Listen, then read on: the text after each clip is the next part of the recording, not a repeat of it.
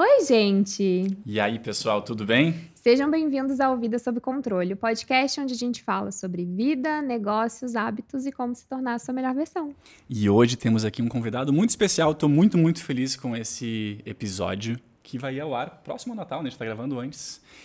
E ele que é marido da Lu, pai da Luísa e da Maria, compositor, ministro de louvor, o carioca com a voz mais doce e aveludada que eu conheço. Que isso. Inclusive, assim, ó, ouvir isso hoje vai ser... É muito bom. E aí, falando sério de novo, nosso mentor espiritual, nos dá muitas dicas, nos acompanha faz bastante tempo, Marcelo Cacilhas. Que Tudo demais. bem, cara? Rapaz, ouvindo isso aí, eu queria saber quem era. Sou eu, né? É tu mesmo, cara, tu mesmo. Seja bem-vindo. Uma honra estar com vocês, conversando. Vai ser muito legal. Eu vou começar já com uma pergunta bam. Tu sempre acreditou em Deus? Eu nasci num lar cuja a maior figura de fé que eu já conhecia é a minha mãe. Então eu nasci num lugar muito privilegiado.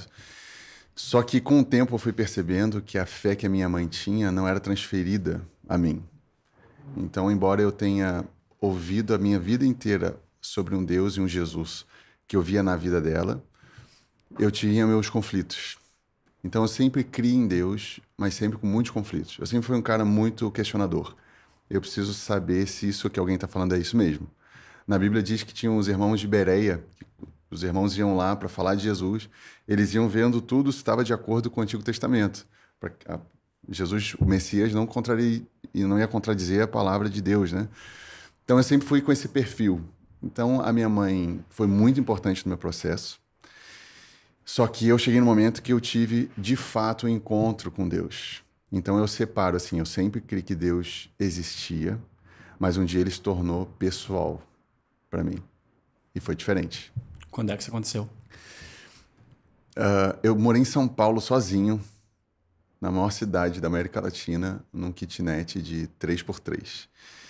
Eu era muito solitário ali, e ali eu me senti muito mal. Eu estava lá por causa de um motivo ruim. Deus não queria que eu estivesse naquele lugar. Mas através de várias coisas eu entrei numa depressão muito profunda lá, a ponto de um dia atravessar uma grande avenida sem olhar, entendendo que o meu propósito de vida não tinha mais propósito. E aí teve um dia específico que eu orei, e eu não orava há muito tempo. Eu estava muito seco, assim. E eu falei assim, Deus, eu sinto que essas paredes falam mais alto que tu. E eu estava sendo sincero, honesto, tu não fala mais comigo, mas eu sei que tu existe. E ali eu tive uma experiência sobrenatural com Deus. Eu tenho temor, assim, encontrar a experiência sobrenatural, porque ela é muito pessoal. Isso não é uma regra, Deus se revela para cada um de um jeito. Mas naquele dia eu falei assim, se tu tem algum propósito ainda na minha vida, algum motivo pelo qual eu ainda existo, fala comigo hoje. E cara, eu recebi como se fosse um choque. Eu percebi o Espírito Santo, assim, me tocando. Eu deitei, fiquei jogado no chão, assim, chorando por umas 2 horas sem parar. E ali tudo que eu ouvi da minha mãe, tudo que eu tinha aprendido, ali se tornou uma pessoa. E se tornou vida em mim. Ali foi o dia da minha conversão, de fato. E eu tenho 2 filhas. E eu tenho muito temor, porque eu sei que filho de peixe pode até ser peixinho, mas filho de crente, crentinho, não é. Ele precisa ter um encontro com Deus. E eu espero que elas não tenham através da dor e da distância como eu tive. Então eu sempre falo para elas assim, ó, vocês precisam nutrir um relacionamento pessoal com Jesus. Conversem com ele, a gente não precisa pedir. Vocês têm que adquirir essa amizade com ele. Então, eu conheci esse Deus pessoal lá. Termino contando a história de Paulo. O apóstolo Paulo, ele era um fariseu, um grande homem, mestre da lei, de destaque. A Bíblia diz que ele cresceu aos pés de Gamaliel, que era um grande professor, um grande mestre. Mas Paulo, quando estava indo para Damasco para perseguir cristãos, Jesus apareceu e falou assim, Paulo, Saulo, Saulo, por que me persegues? E aí ele conheceu Jesus, de fato, que ele estava perseguindo. Paulo, a partir daquele momento, ele se torna um dos maiores expoentes, um baluarte, uma estaca na igreja, a partir daquele momento. A partir do que? De todo o conhecimento que ele já tinha sobre Deus. Só que ele fala que tudo que ele sabia era esterco. Ele considerou aquilo perda, porque agora ele conhecia um Deus de fato. Só que eu percebo que tudo que ele conhecia de Deus foi importante. Tudo que ele sabia sobre a lei foi importante. Porque agora ele entendeu o propósito da expressão de Deus no Antigo Testamento, que era Jesus. Então, eu não nego que tudo que eu sabia sobre Deus antes da minha conversão em São Paulo foi importante. Foi importantíssimo. Só que ali fez sentido. Ali se tornou vida e não mais uma religião. Aí eu sou grande admiradora, né, do senhor Marcelo que tá aqui. A gente estava conversando antes e digo, sempre que ele começa a falar, eu já fico parada prestando atenção, porque sempre aprendo muito. Especialmente porque a gente tá novo nessa caminhada, né? A gente tem 2 anos, né? 2 anos de conversão. 2 e alguma coisa. E a gente tem muito para aprender. Acho que é uma vida inteira de aprendizado, vai continuar sendo assim. Então, sempre que tu começa a falar, eu já fico assim, tá, deixa eu prestar bastante atenção, porque vai vir uma coisa ali pra gente pegar. Eu fiquei feliz que tu trouxe a tua história, porque às vezes as pessoas têm a impressão, e eu também tinha a impressão, de que a vida com Deus, especialmente para quem já cresceu num lar cristão, vai ser sempre perfeita, né? Nossa, aquela pessoa esteve na igreja a vida toda, nunca teve dificuldade, nunca esteve longe. E eu recebo muitas mensagens de, Vanessa, me afastei de Deus e sinto que não mereço ser amada, não consigo voltar. A gente tem a sensação. E eu também vivi essa fase. Eu sempre criei em Deus, mas nunca tive um relacionamento, então também tinha dúvida assim, nossa, será que um dia eu vou ter isso? Eu via a vida que hoje a gente leva como algo muito distante para mim. E olha que a vida que a gente leva hoje ainda tá longe daquilo que eu gostaria, assim, que fosse de mais perto ainda de Jesus. Uhum. Então, de trazer uma palavra para as pessoas sobre isso, de quando tu te afasta de Deus, aconteceu alguma coisa, uma coisa muito difícil, e aí porque Deus deixou isso acontecer. Como é que as pessoas podem retomar essa fé? Especialmente as pessoas que já viveram antes com Deus, né? Já tinham esse contato. Não tô falando de alguém que nunca teve contato. Tive, me perdi, como é que eu volto? Muito bom. Se a gente for analisar a linha do tempo de toda a nossa vida aqui, sei lá, 80 anos, 90 anos, alguns menos, a gente tem que perceber que Deus, ele vê o final da história. A gente vê o presente, a gente não vê o depois. A gente vê o passado e o presente, né? Só que Deus... O meu maior consolo que eu tenho ao saber que Deus é o meu pastor é que ele vê o que eu não vejo. Então, o silêncio de Deus em alguns momentos, para mim, é um consolo. Não é mais ansiedade. Por muito tempo eu queria, não, eu preciso dessa resposta, ou eu preciso disso. Mas agora, sendo pai também, eu sei que tem coisas que as minhas filhas pedem que eu silencio. Não vou dar e às vezes não vou nem explicar. Deus faz isso conosco. Porque essa é uma expressão de amor. Por que eu estou falando isso? Porque tem pessoas que se desviam. E assim, eu vou falar algo que a gente tem que ter maturidade para perceber. Eu não quero trazer nenhuma heresia. Só que no curso da história, muitas vezes, as nossas quedas, Deus está vendo que o final, que esse tropeço, o arrependimento desse tropeço e o retorno para uma vida com Deus, essa pessoa ela vai estar muito melhor do que ela estava antes. Eu não estou falando que Deus provoca tropeços, mas Deus permite e usa eles muitas vezes para que a pessoa tenha uma revelação mais clara da misericórdia e da graça de Deus. Um dos grandes perigos de quem nasce em lar cristão é justamente de ter dificuldade em perceber a misericórdia de Deus, porque acha que é menos pecador do que aquele que se afundou no pecado. E, na verdade, pecados, o que vai mudar é a consequência, mas a raiz é sempre o coração do homem, o coração que já nasce em pecado. Então, o sangue de Jesus, ele não é mais poderoso para perdoar uma mulher que era prostituta do que uma criança que nasceu no lar cristão e ela só tem que aceitar Jesus. Isso é uma falácia, isso não é verdade. Todos nós somos maus. A Bíblia diz que não há nenhum que faça o bem, nenhum sequer. Todos são maus. O que muda são consequências de pecados que nos permitimos viver. Então, uma pessoa que ela se desvia e ela fica se sentindo culpada, achando que ela não conheceu Deus ainda. E isso, para mim, é a maior evidência que ela ainda nem tinha um relacionamento com Deus, de fato. Porque quando ela conhece o Senhor Jesus, ela percebe que não há pecado imperdoado. Não tem pecado nenhum que não foi pago na cruz. O sacrifício de Jesus, o Cordeiro Santo e Perfeito, ele aplacou eternamente a ira de Deus. Nós somos salvos não porque nós fazemos boas coisas, porque nós vamos todo domingo na igreja. Não é por isso. É pelo sangue do Cordeiro de Deus. E isso é gratuito, é de graça. Não é de obras para que ninguém se glorie, como a palavra diz. Então, a pessoa que ela se sente culpada, ela está dando voz justamente para o inimigo, que é Satanás. Ele que fica botando na tua cabeça, tu não merece, tu não merece. Amigo, ninguém merece. Não importa o curso da minha vida, ninguém merece a salvação. Então, eu queria animar, se alguém está ouvindo nesse momento e se sente culpado e está distante de Deus, está com vergonha de voltar, certamente tem um pai com um anel no dedo, esperando na porta esse filho pródigo voltar. Jesus trouxe essa parábola justamente para isso, para mostrar que aquele filho que foi, se perdeu, recebeu uma herança adiantada e perdeu uma vida devassa, quando ele chega perto, querendo ser considerado um dos empregados, para pelo menos não morrer de fome, o pai sai correndo ao encontro dele, com o anel no dedo, e fala assim, ó, tudo que eu tenho é teu. Continua sendo meu filho. E aí sim a gente conhece a Deus. E quando a gente conhece a Deus, mesmo que a gente peque, a gente não entra num mar de angústia, ó céus, e começa a se dar chicotada. Não, tu te ajoelha, se arrepende e fala assim, eu sei que o sangue de Jesus pagou pelo pecado. E agora eu volto a ser como eu sempre fui filho do Senhor, entende?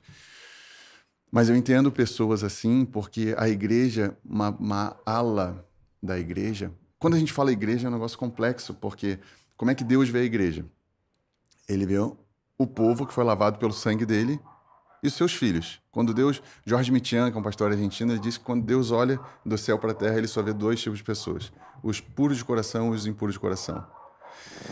Só que dentro dessa ramificação, a igreja tem de tudo. Igreja neopentecostal, igreja reformada e tal. E dentro dessas ramificações, existem muitas igrejas de casualidade, de causa e efeito. Se tu tá dizimando, tu vai se prosperar. Se tu tá fazendo bem. E mistura a lei da semeadura com a graça. A graça é de graça. Deus dá. Não porque nós fazemos algo, porque Ele quer dar. Então eu realmente quero animar a essas pessoas a olharem para o evangelho verdadeiro. Às vezes a gente tem que desligar algumas pregações do YouTube. Essa que é a verdade. E tem que abrir a nossa palavra. Jesus, João diz, começa no princípio, era o verbo. Jesus é a palavra eterna. Quando a gente está lendo a nossa Bíblia, a gente está ouvindo Ele falando conosco. Porque às vezes as pessoas falam assim, mas eu não ouço Jesus, eu estou o tempo orando. Quantas vezes tu abre a tua Bíblia durante um dia? A gente fala e a gente ouve Ele através da palavra. Então o evangelho verdadeiro, ele revela isso que eu estou dizendo. Ele está dando boas-vindas para o teu retorno. Não importa o tempo que passou. Eu tenho um grande amigo e pastor chamado Nilcinho, que ele disse que o tempo, esse cronos, que agora é 4 e daqui a pouco é 5 horas, isso nada mais é que misericórdia de Deus. Porque enquanto estamos vivos, nesse tempo, há tempo de arrependimento. Satanás não tem tempo de arrependimento. Ele pecou no plano da eternidade. Lúcifer, quando se rebelou contra Deus, pecou no lugar onde não há volta, porque não tem tempo. E os demônios também, porque nunca se perguntaram por que Deus não perdoou Satanás.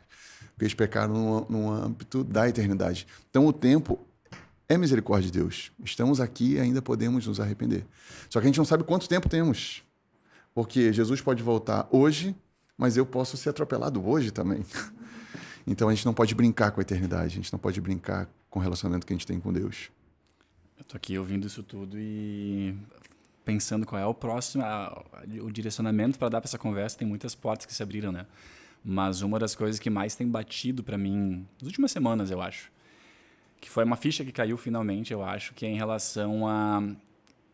Eu também talvez confundi por muito tempo a questão de, mas por que algumas pessoas estão sofrendo? Por que a dificuldade? Por que a dor? Por que isso? Por que aquilo? E aí tem todas as coisas que operam para o bem daqueles que te amam, né? Daqueles que amam a Jesus. E eu, mas peraí, mas como assim todas as coisas que operam para o bem, ele está doente agora, ele está passando por dificuldades? E foi recentemente, ficou muito claro para mim de que, peraí, talvez essa dificuldade é o que tem que acontecer. Na verdade, a gente pode não conseguir compreender o porquê disso, mas se eu aceito e acredito que ele sabe mais do que eu, e que ele sabe o que de fato é bom e o que vai fazer diferença, só aceita e encara, né? E nas minhas orações recentes não, já faz um tempo, mas eu tenho muito mais, na verdade, pedido como é que eu posso servir, perguntado como eu posso servir, mais do que pedido por coisas para mim, né? E isso muda, isso dá muito mais paz, eu acho, assim, pro meu dia a dia. E eu queria só voltar para essa questão de quem se afastou, porque eu acho que existe quem se afastou, existe quem nunca, de fato... Talvez o que tu comentou, né? Algumas pessoas se afastaram, mas nunca estiveram lá de fato. E outras pessoas também nunca pensaram que estiveram lá. Só nunca deram bola. E para mim, eu sempre fui uma pessoa muito racional, né? Então foi muito difícil assim, mas espera aí, como é que eu acredito? Eu preciso de mais, me explica mais. E eu queria compartilhar um pouquinho dessa jornada e ouvir teus comentários em cima disso, que foi o quê? Eu sou muito racional. Como é que eu acredito 2000 anos atrás? Como assim? E, na verdade, racionalmente eu consegui acreditar. Porque... eu acho que nunca compartilhei isso, nem contigo, talvez, Vanessa. Mas... como é que uma história está sendo contada repetidamente por tanta gente por 2000 anos? Peraí, alguma coisa ali tem, senão não é tão simples de criar uma história que vai se espalhar pelo mundo, né? Sim. Tem várias dessas partes ali que foram totalmente comprovadas. Eu acho que nenhuma nunca foi comprovada mentira, na verdade, né? Sim. Então, Ninguém historicamente, provou até hoje digamos que Deus assim, não existe. exato. Não, e mesmo na questão da Bíblia, né? Historicamente, assim, não existe nada que alguém conseguiu apontar, não, essa passagem aqui é mentira. Não, pelo contrário. Tudo que foi tentado se validar historicamente foi comprovado. E aí peraí. Se tem um monte já estudos, agora eu estou indo para minha área. Tem mais alguma coisa de verdade ali, né? Pessoas morreram por defender isso, essa crença. Tem mais alguma coisa aí, porque tu não vai morrer por uma mentira. Então, tem mais uma coisa. Então, a parte racional começou a peraí. Tem vários sinaizinhos que racionalmente eu posso acreditar nisso. Mas é muito difícil, porque ainda assim é distante, parece, né? E para mim o que aconteceu foi que a gente já era amigo, foi aqui no Brasil.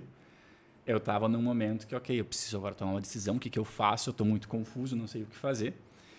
E alguém me disse, João, pede. Mas eu não tenho nada, só estou agradecendo, estou muito feliz. Pede, João. E eu tenho um casal de amigos que estavam querendo ter filhos, não estavam conseguindo, tinham perdido alguns bebês já. E eu disse, dá um filho para eles. Bem simples. Dá um filho para eles que a gente está resolvido. E aí, 3 meses depois, eles me ligam que estão grávidos de 3 meses. Assim, bateu muito certo. E aí, aquele dia, eu lembro que eu estava fazendo uma reunião no café, só mandei uma mensagem para a Vanessa e disse, tá ali, né? Agora eu posso assinar embaixo, onde é que eu assino o contrato aqui, né? E como é que tu vê essa questão um pouco racional disso, né? Porque, para mim, se eu foco só nessa parte que foge da razão, foi muito difícil. Eu precisei trazer um pouco de razão. Para mim, foi muito mais emocional o meu processo de conversão. Porque, para mim, eu tenho um vazio imenso, nada preenche a minha vida teoricamente perfeita. Nossa, meu casamento tudo bem, trabalho tudo ótimo. A Sara tinha acabado de nascer, não tinha nada que me faltasse na vida. E ainda tinha um buraco no peito que nada preenchia.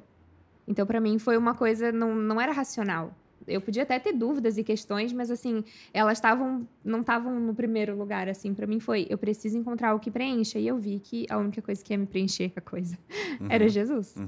E aí, para mim, quando a gente começou todo o processo de conversar e de buscar ajuda com relação a isso, no primeiro dia, eu já estava lá pronta. Se me falasse, Vanessa, mergulho. Faço, tem que fazer, faço, já estava pronta. Mas foi ainda tirar muita dúvida, porque a gente fez todo o processo junto, A sensação foi a mesma, né? Esse vazio foi o mesmo, mas eu disse, não, espera aí. Que daí somos pessoas diferentes, como né? Como é que isso funciona? Sim. A tua pergunta passou por alguns lugares, assim, né? Eu queria começar pelo início, que tu falou como explicar o mal no mundo, como tu justifica pessoas sofrendo, né? Eu vou te interromper, perdão, porque tem gente que já me mandou mensagem, até de um jeito não muito positivo, mas como é que o teu Deus, né, deixa essas coisas acontecerem? Se Deus existe, cadê ele agora quando tem esse monte de guerra e coisas acontecendo? Isso. E assim como uma pessoa faz uma pergunta dessa, o que eu vejo no fundo é uma pessoa doida para amar a Deus. Mas ela tem alguns subterfúgios, assim, para tentar questionar um Deus que é amor. A Bíblia diz que Deus é amor. Pensa que assim, aí na tua pergunta, tu falou algo interessante. Mas às vezes a pessoa tem que passar por aquilo e depois ela vai ver que aquilo ali foi bom. De fato, tem muitas coisas, como eu respondi antes, tem coisas que acontecem no curso da nossa vida que são dores e sofrimentos importantíssimos para Deus alcançar lugares mais profundos do nosso coração. Então, o Philip Merker, que é um amigo meu, ele tem uma frase que eu gosto muito, que Deus usa a dor como um servo em suas mãos, para nos levar em lugares que a gente não iria na alegria e na paz. Mas como é que eu explico uma criança que nasce com leucemia? Eu acho que algumas coisas a gente nem vai em vida talvez conseguir perceber 100% do tipo assim, não é para nossa A gente não vai compreender, eu só tenho que confiar que, ok, mas alguém sabe mais do que eu. Mas a gente tem que olhar mais para trás para entender isso e para isso não ser um problema para nós.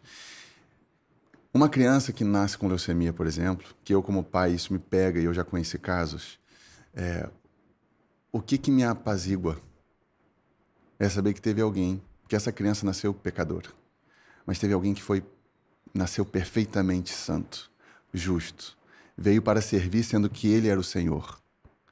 E ele foi crucificado nu numa cruz. A partir daí, nada é injusto. Aquilo era injusto. Aquilo não deveria ter acontecido. Só que se aquilo não acontece, nós não estaríamos nesse estúdio conversando sobre ele. Porque ele abriu um novo e vivo caminho. Nada de mal nesse mundo se torna injusto, sendo que o homem decidiu se rebelar contra Deus. Tudo é graça de Deus. A partir daquele momento, ele decidiu, quando entrou o pecado no Éden, Jesus já foi profetizado, que pisaria na cabeça da serpente. Então, Deus já estabeleceu por sua graça a solução do nosso pecado. Justo seria todos nós irmos para o inferno. Todos nós nascemos em pecado. Então, o problema e a maldade do mundo, ele é uma poeira perto da graça de Deus, que é maior que o universo. Só que é mais fácil olhar para essa poeira para tentar se justificar, para não se render a esse Deus, do que olhar, rapaz, um ateu que respira e busca conhecimento para tentar negar Deus, aquela inteligência veio do próprio Deus. Mas eu vejo que Deus é tão misericordioso que ele ainda permite pessoas assim ouvirem do Evangelho, porque ele quer que todos se acheguem a ele. Então a maldade do mundo não tem nada a ver com Deus. Tem a ver com as decisões dos homens. Deus é o que resolve o problema, enviando o seu filho, entende? E a tua pergunta foi para racionalidade. Existem muitos fatores. Rapaz, esses dias eu estava conversando com um amigo e ele estava falando do irmão dele que estava envolvido numa crença muito louca. E aí eu pensei assim, cara, esse cara tem mais fé do que eu. Porque é muito mais racional crer em Jesus. Sendo que ele permitiu milhares de evidências históricas. O que você falou, para mim, é uma evidência clara. Quem é que daria sua própria vida em troca de uma mentira? O que tu ganharia com aquilo se ninguém que estava falando de dinheiro... A palavra não promete prosperidade financeira em troca de amar a Deus. Aqueles homens só tiveram... Em Hebreus 11 fala dos heróis da fé ali, partidos pelo meio, necessitados, vestindo pele de cabra, não tinham nada, nem roupa. E morreram mártires. Então, para mim, isso já é uma evidência clara que o evangelho é verdadeiro. Só que a diferença... Esses dias eu botei no ChatGPT, assim, o que é a verdade? Eu gosto tanto de debater que eu queria debater com o ChatGPT. O que é verdade? Daí, o que ele fez? Ele trouxe, segmentou a verdade que a religião diz que é, a verdade que a ciência diz que é, a verdade que a filosofia diz que é. E eu amei, porque daí eu assim, como é que eu debato com o cientista e como é que eu debato com o filósofo? E eu cheguei na conclusão que o que evidencia a fé de alguém é os frutos dela. O fruto na vida do João vai evidenciar se tu é cristão, não é tu dizer que é cristão. Porque tem um monte de gente que diz que é cristão. E é lobo, ganancioso. O fruto da minha vida, e Deus vê os frutos.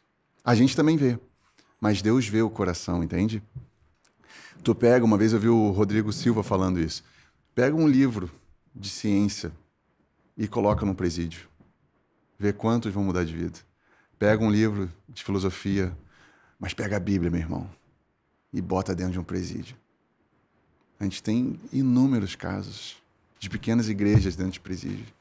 Homens que mudaram completamente a sua vida. Então, a verdade, ela é uma pessoa. Ela não é um conceito. Por isso que eu te falei, a minha conversão aconteceu de fato quando eu conheci essa pessoa e me rendi a essa pessoa. Esse livro do Rick Warren, que agora eu li o trecho ali, ele fala justamente isso. Não é eu estou perdendo coisas porque eu não posso beber, não posso tatuar, não posso... Tudo é lícito, a Bíblia diz. Mas eu tenho relacionamento com uma pessoa e eu quero ser cada vez mais parecido com ela. Então o evangelho, ele transforma uma pessoa. Então a verdade, eu não consigo defender ela conceitualmente. Eu consigo apresentar uma pessoa. Essa é a minha racionalidade. Ela é através da fé Eu não sei se isso é contraditório ou não. Mas a minha razão é pela fé. E Deus deixa tão claro que ele fala assim, ó, ninguém consegue me agradar se não for pela fé. Sem fé é impossível me agradar. Porque é a prova que eu tenho um relacionamento com Deus. Imagina se tudo fosse provado, que fé eu teria? Fé para quê? Né? Então, eu creio que a razão não se torna mais um problema no momento que tu tem um relacionamento com ele. Entende? Eu te dizer que é difícil às vezes, né? Porque eu brincava muito, né? Por que ele não me manda um WhatsApp?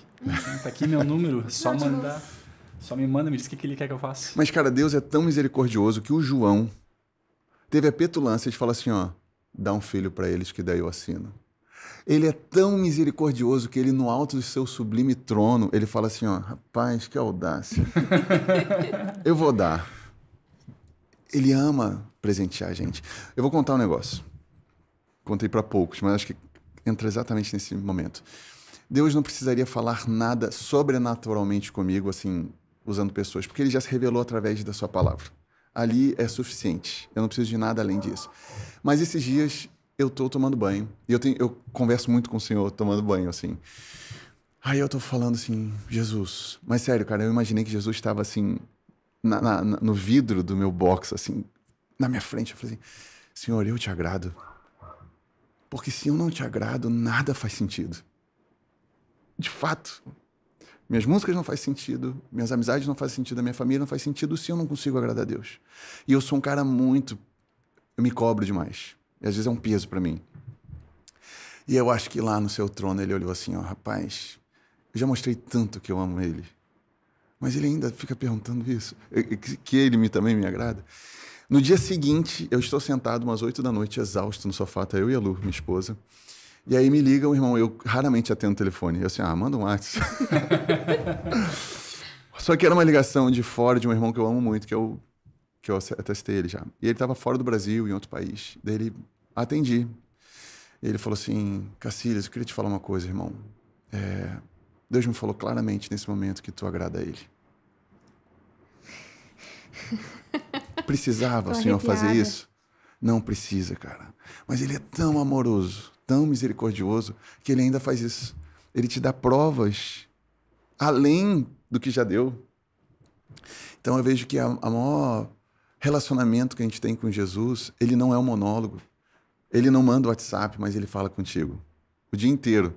Só que às vezes eu entendo que a voz de Deus é uma sintonia de rádio, assim, para ilustrar. Sabe quando tu tá chegando perto e fica... Daí entra ali o jogo, né? O cara tá narrando. Quanto mais a gente está atento, mais a gente ouve a voz de Deus. Ele fala conosco, entende? Então, para mim, hoje eu não encontro um conflito de fé e lógica. Eu não encontro, porque eu tenho, de fato, um relacionamento com Deus.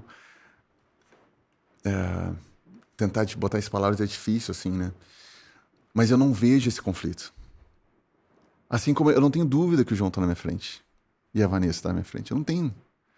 Mas não é o fato de eu não estar vendo o nariz e o olho de Jesus que eu tenho certeza que ele está comigo, entende? Mas isso é a partir de um relacionamento de fato. Eu vou percebendo o timbre do pastor. Eu acho que isso mudou muito para mim, porque para mim antes existia essa questão muito racional. Uhum. E eventualmente esse foi um dos casos que eu comentei, mas existiram outros. Uhum. E aí aquele lá foi o suficiente, realmente aquele lá de estar. Deu? Sim, eu tive essa experiência também, né? Assim que a gente voltou para o Brasil, um ano depois nós fomos para a Holanda para visitar. E eu tava num sofrimento grande aqui no Brasil, de que a gente vai lá e eu vou querer ficar lá, vou querer voltar a morar lá, eu não quero, vou sofrer. Eu já tava sofrendo por antecedência pelo sofrimento que eu ia ter por querer ficar lá e não querer voltar para o Brasil. Porque eu gosto muito de lá, enfim. E aí, era muito engraçado, que o João me dizia, Vanessa, para de ficar sofrendo assim, não precisa, tá tudo bem, vai dar tudo certo. Ele tava todo ok, né? A gente chegou lá, mal tinha um avião pousado em terras holandesas, ele já tava, quero morar aqui de novo, não quero me mudar pra cá. Nossa, ele tava assim. Bicicleta aquele dia, ele pegou a bicicleta, Vanessa. E aí, a gente tava lá fazia, sei lá, uns 3 dias, eu acho. Eu tava andando com a Sara no carrinho na rua, assim, eu tava só caminhando na rua. E aí, sabe quando parece que o tempo para? E parece mesmo, assim, que vem uma luz do céu. Uhum. E naquele momento, assim, eu tive uma paz que só de lembrar de vontade de chorar, assim, que é difícil de colocar em palavras. Uhum. Mas de que Deus falou claramente pra mim, Vanessa, tá tudo bem. O lugar de vocês não é aqui agora. O lugar de vocês é lá no Brasil, onde Amém. vocês estão. Amém. E pronto. É isso. Eu não tinha dúvida, não tinha discussão, não tinha nada. E eu não tava nem pensando sobre isso. Não era como se eu tivesse, Senhor, o que eu... Não. Deus tá ali. E eu só falei pro João dele, nossa, Vanessa, que bom, porque eu tava balançada. Que bom que tu tomou a decisão ali. Ele falou contigo, então Aí eu falei, eu não tomei decisão nenhuma, já a decisão foi tomada por nós, né? Sim. Mas foi, assim, uma experiência muito clara. E eu acho que eu já comentei isso alguma vez na internet e até gerou uma dúvida das pessoas, que eu anotei aqui 2 coisas que tem a ver com isso daí. Porque tu falou muito sobre a palavra, sobre que tá tudo na palavra, Deus já se revelou ali, o relacionamento com Deus, né? Tá ali é a palavra. E aí, o que eu recebo muito, né? De como ler a palavra. Pensa uma pessoa que nunca teve acesso, né? Tá ouvindo a gente aqui hoje e se sentiu inspirada, tá? Eu quero ler a Bíblia. Mas daí eu começo por onde? E como é que eu vou entender isso? Porque tem muita questão de que nem sempre é simples ler a Bíblia. Né? Na maior parte das vezes, inclusive, é difícil. Não é simples e ainda é difícil. E também, nessa questão de que a gente tá falando sobre Deus falar com a gente e tal, como é que eu sei que é Deus falando e que não sou eu me afirmando de algo que eu quero muito? E aí eu tô falando, não, porque eu li na Bíblia, então foi Deus que falou. Boa. Mas nós somos 2 hosts, vou desviar um pouco, Vanessinha. Eu tenho mais um ponto para complementar primeiro. Tá. Não, eu tava lendo hoje Uma Vida com Propósito. Sim. E um dos trechos ele fala justamente sobre buscar conhecer a Jesus. Então, para mim, isso foi muito importante. Eu noto como isso tem fortalecido todos os dias. Que como é que eu comprovo que alguém existe? Preciso conhecer essa pessoa. Se eu não conheço, não vou. E Jesus é uma pessoa, eu posso conhecer ele. E isso, com o tempo, foi aprendendo que, eu tenho que realmente buscar. Ele está ali, mas eu posso buscar. E, curiosamente, o que tu falou agora há pouco sobre... O João ainda se deu ali, pediu dar isso, e ele foi lá e deu, porque ele é um Deus generoso. E ele fala que... Dá alguns exemplos da Bíblia, Moisés e outros, Jó, enfim, que eles discutem com Deus, né? Ele diz, mas ele quer que tu esteja próximo, ele quer conversar contigo, ele quer um relacionamento de verdade contigo. E ele fala de uma forma bem interessante, que ele fala que ele quer, na verdade, que sejam amigos do rei, literalmente. Então, o que é um amigo do rei? Ele não é igual ao rei. Mas o rei compartilha com ele as coisas, compartilha as diferenças, as coisas que estão acontecendo, tu pode fazer pedidos pro rei, tu tá ali perto, tu não é igual. E eu noto isso para mim mais e mais. E quanto mais eu tenho buscado e conversado, às vezes é frustrante, quer dizer, tá, mas eu quero entender que eu tô fazendo certo, eu não tô, é isso mesmo, como é que é? Mas ainda assim eu noto que essa busca é muito boa e traz muita paz, né? E ainda um outro gancho com o que tu falou antes sobre o Deus é amor, aí é um pedido também. Foi uma coisa que eu aprendi nesses últimos 2 anos, eu não conhecia a fundo. As reflexões que eu tenho feito, enfim, sobre isso, de que justamente esperavam que o Messias viesse, o Salvador, e que ele ia ser o rei grandão, bambambam, e o que chegou foi bem diferente disso, né? Não foi dessa forma que ele... Ele foi grandão, bambambam, mas não como eles queriam. Mas não da forma que eles queriam, não era com uma armadura e armas e mandando em todo mundo, e era isso. E quando tu começa a entender como Jesus agia com as pessoas, diz, cara, aí é constrange de verdade. Exato. Né? É constrangedor. Então, se tu puder, antes das perguntas dela, trazer talvez alguns exemplos pra gente, que talvez esteja no mesmo ponto que eu estava 1 ano atrás, 2 anos atrás, de como Deus é amor, como é que a gente vê isso tanto na história dele quanto no nosso dia a dia hoje. Tá. Eu posso começar com a dela? Cara. Obrigada, Marcelo. Assim, a leitura da Bíblia, tá? Como a gente pode, na prática, tornar isso para quem não está tão acostumado. Vou ser muito prático. Tem uma linguagem que eu gosto muito, que é a NVI. Ela é uma boa linguagem porque ela torna palatável a mensagem do Evangelho sem ferir no original. Porque tem algumas linguagens que deixam tão nos dias de hoje que muda até o sentido da palavra. Então, a NVI é um conselho bom de ler a Bíblia nessa linguagem da NVI. Outra coisa, a Bíblia é separada em Novo e Velho Testamento. No Antigo Testamento, a gente vê Jesus, mas o Jesus como promessa. Então, tu vê que os profetas veem Jesus, Moisés fala sobre Jesus, todos os profetas, Isaías fala como ele ia morrer. O rei Davi era uma figura de Cristo, tanto que Jesus está na linhagem de Davi, por isso que era chamado do filho de Davi. Só que eu aconselharia a não começar pelo Antigo Testamento, porque o Antigo Testamento, principalmente o Pentateuco ali, é uma mensagem muito importante para o povo judeu. Nós somos a igreja, nós somos um povo gentil que foi incluído na família de Deus. Então, o que nos interessa mais é o Novo Testamento. É claro que para nós é importante o Antigo, mas se tu vai começar agora nessa caminhada de leitura bíblica, começa no novo. E a Bíblia, o Hernando Dias Lopes fala algo que eu gosto muito, que a Bíblia é como um espelho.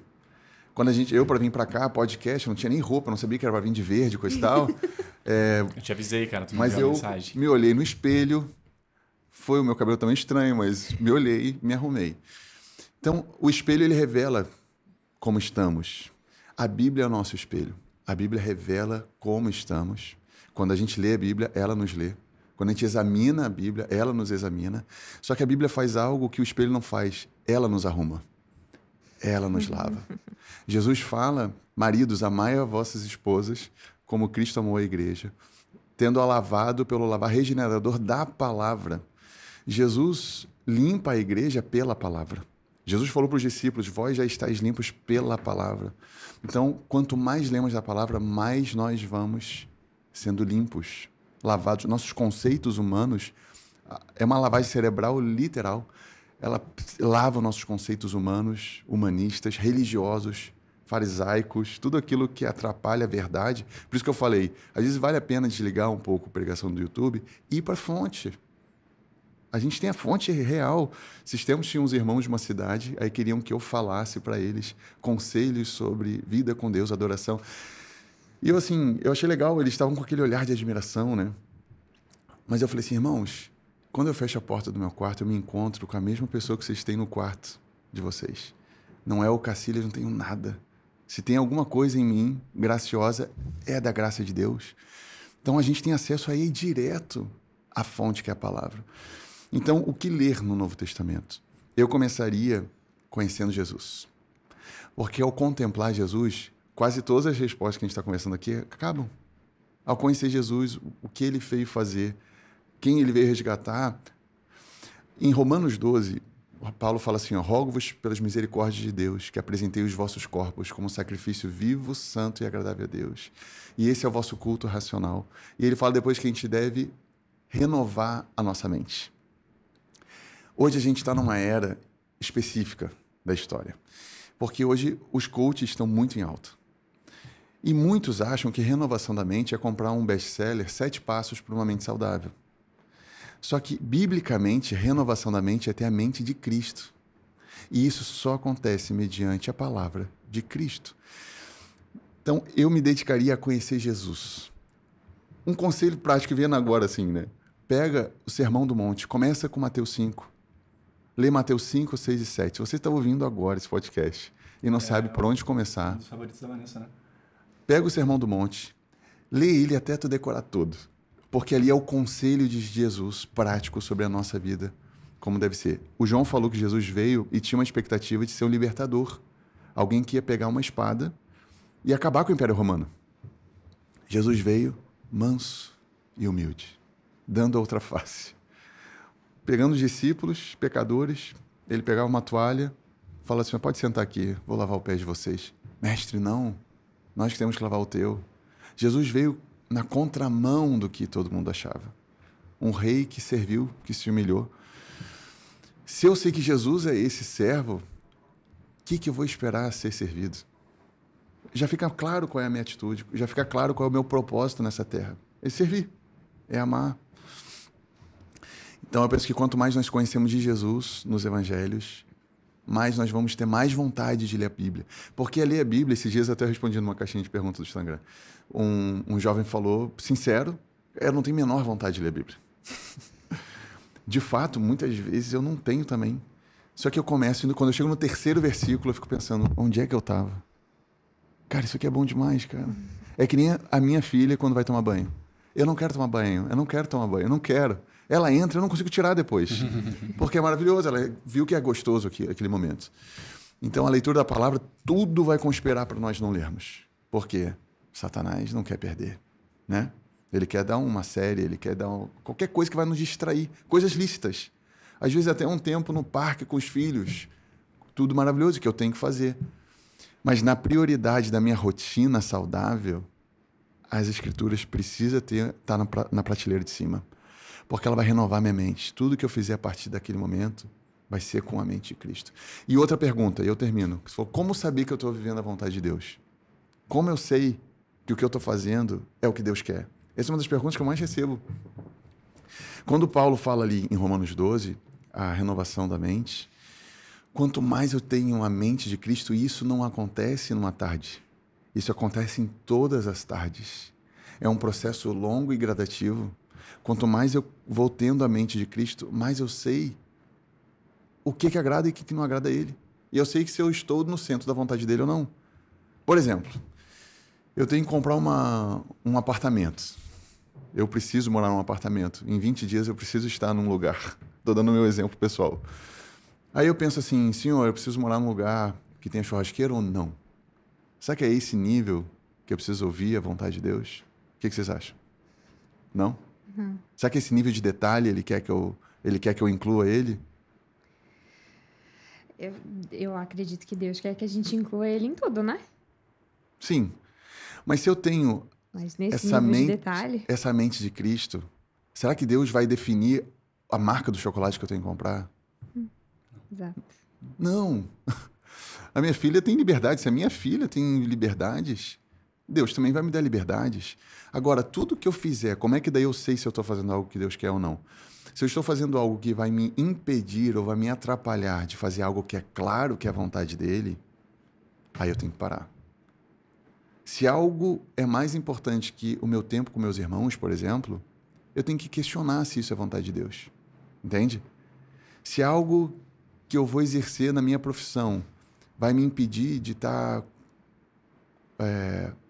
falando de Jesus para alguém, isso eu entendo que é uma separação clara para mim. Será que o que eu estou fazendo é vontade de Deus? Às vezes eu tenho umas vontades, umas ideias, tá? Esses tempos eu estava tomando banho, vou dar um exemplo prático. Aí eu vi que eu tinha falado um troço que eu não devia com a Lu. E eu vi que ela ficou chateada. Só que quando eu falei, eu tinha certeza que eu estava falando certo. Mas será que aquilo valia a pena deixar ela magoada? Aí eu pensei, eu acho que eu tenho que pedir perdão para a Lu. Como é que eu sei que isso é Deus ou não? O diabo nunca vai me inspirar para pedir perdão para ninguém. Ah, eu sei que é Deus. Não tenho dúvida. Então, todos esses impulsos, só que às vezes vêm ideias que eu sei que não são de Deus. Então, eu sempre penso assim, ó, essa voz tem timbre de serpente ou de pastor? Entende? Isso me ajuda a saber. Agora, se a minha casa vai ter churrasqueira ou não, Jesus deixa eu escolher, entende? Não vai interferir no propósito. Se bem que às vezes ele é detalhista em algumas coisas. Isso, às vezes tem algum detalhe naquele apartamento que, por causa da churrasqueira, não pode, vai fazer... Aí vai te dar um sinal, talvez. A gente tem que estar atento, entende? E eu tenho a sensação de que... Bom, é uma coisa muito pessoal, né? Mas de que a gente sabe o que é certo e errado, né? A gente tem essa bússola instalada na gente de fábrica, né? Quando tu tá fazendo uma coisa errada... Chamado consciência, né? É, né? Mas tem um ponto importante sobre o que você está falando. Que aí, se for pro ateu, o ateu num mundo cristão e o ateu em um mundo de outras religiões tem uma bússola diferente, na verdade, né? Porque a base cristã nos deu essa bússola de certo e errado que em outros lugares é diferente. Mas mesmo quando eu não era convertida... Bom, eu sempre criei em Deus, mas eu nunca tive um relacionamento com Deus. Não sabia. Eu fui aprender tudo. Eu fiz catequese, fiz tudo. Mas tudo que eu vi depois, hoje o que eu sei, foi depois. Sim, sim. Mas enfim... É que nem quando tu faz cursinho pré-vestibular, né? Daí tu diz, pô, agora que eu aprendi isso, eu fiquei a vida fiquei inteira. na escola, exatamente. Mas eu sempre disse, nossa, tenho uma intuição muito forte. Eu sou uma pessoa muito intuitiva. Muito intuitiva. Eu sei, assim, ó, certeza que é isso. Aí depois que eu me converti, eu vi que a minha intuição tinha um nome e um sobrenome. Era Jesus Cristo. Porque tem alguém ali, tem. E aí eu vejo que tu sabe quando tu tá fazendo errado. Não é possível, assim, não é possível, né? Mas hoje mesmo teve um exemplo, né? Eu queria mandar uma mensagem de agradecimento pro pessoal. E fiquei com esse, será que vai soar como bato puxando o saco do pessoal, tá? Soar estranho. Vanessa, o que tu acha? Mas tu tá mandando com o coração no lugar certo? Só perguntei pra ele, não precisa nem ler a mensagem pra mim. Onde Sim, é que tá teu genuína, coração? Eu falei, tipo, é genuína Isso, a mensagem, não Onde é que tá mentira. teu coração? Exato. Pra mim, eu sei quando é Deus falando comigo, é quando é uma paz, aquela paz no meu coração, e por vezes são coisas difíceis que eu tenho que fazer. Que eu preferia não fazer aquilo. Uhum, E que não necessariamente é... Porque tem decisão que é fácil, certo e errado, né? Mas tem decisão que é difícil. uhum. E aí, mesmo quando é uma coisa muito difícil, ainda assim tem paz na dificuldade. É uma coisa que não tem questionamento, não tem dúvida. Uhum. É só uma certeza que eu sei de onde vem, mas que não foi minha. Ela excede entendimento, como a Bíblia Exato, diz, né? uma paz que excede entendimento. É isso, e pronto. E isso tem nos guiado muito, né? Muito. Nos últimos meses tem surgido muitas coisas diferentes pra gente, que a gente, isso é muito legal, mas tem uma sensação Sempre. Onde é que tá está o nosso coração? Ou dali. então, se a gente vê que aquilo vai levar para um caminho que pode tirar o nosso coração de onde é certo, Sim. aí a gente não pera. Eu só queria dar um adendo com relação a isso, porque a Bíblia fala muito sobre o coração do homem. O nosso coração ele tem um poder de se enganar também. Esses tempos eu estava meditando, estava escrevendo uma palavra que eu ia ministrar sobre o coração. Porque Deus falou muito comigo sobre isso. Eu vi o quanto meu coração estava me enganando. E eu estava indo para um lugar que Deus não queria. E aí nesse meio eu entrei num stories de um grande coaching aí do Brasil.